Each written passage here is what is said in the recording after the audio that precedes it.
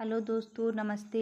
आप सभी को जितिया व्रत की हार्दिक शुभकामनाएं। और जितिया व्रत के ऊपर चील और सियारिन के ऊपर मैं एक कथा सुनाने जा रही हूँ। तो पौराणिक कथा के अनुसार एक पेड़ पर चील और सियारिन रहती थी। दोनों की आपस में खूब बनती थी। चील और सियारिन एक दूसरे के लिए खाने का एक हिस्सा जरूर रखती थी।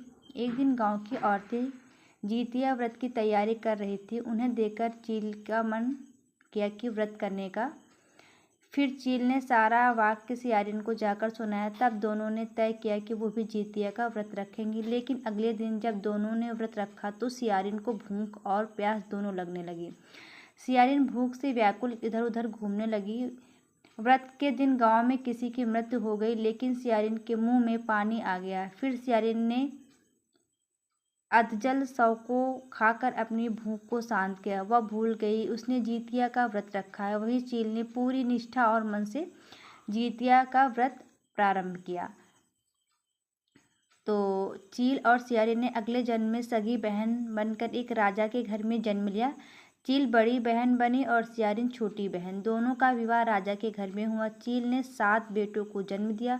वहीं सियारिन के बच्चे जन्म लेते हुए मर जाते। ऐसे में अपनी बहन को सुखी और खुश देखकर सियारिन अंदर अंदर जलने लगी और उसने चील के 7 बेटों को मरवा दिया। सियारिन के 7 बेटों के सिर कटवाकर उसने उन्हें चील के घर भिजवा दिया।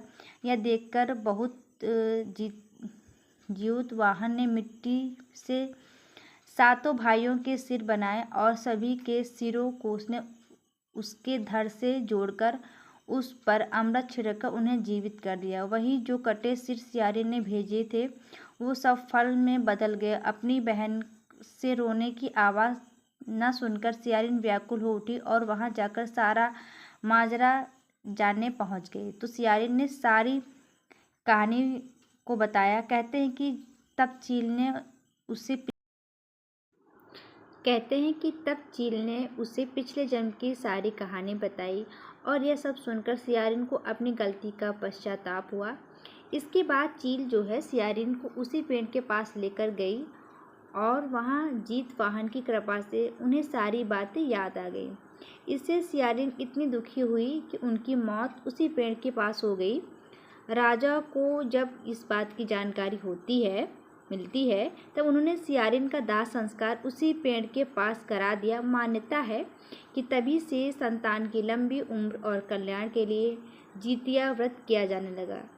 तो आपको ये वीडियो कैसा लगा? प्लीज़ सभी माताएं और बहनें लाइक कमेंट करें और कमेंट बॉक्स में अपनी राय ज़रूर दें।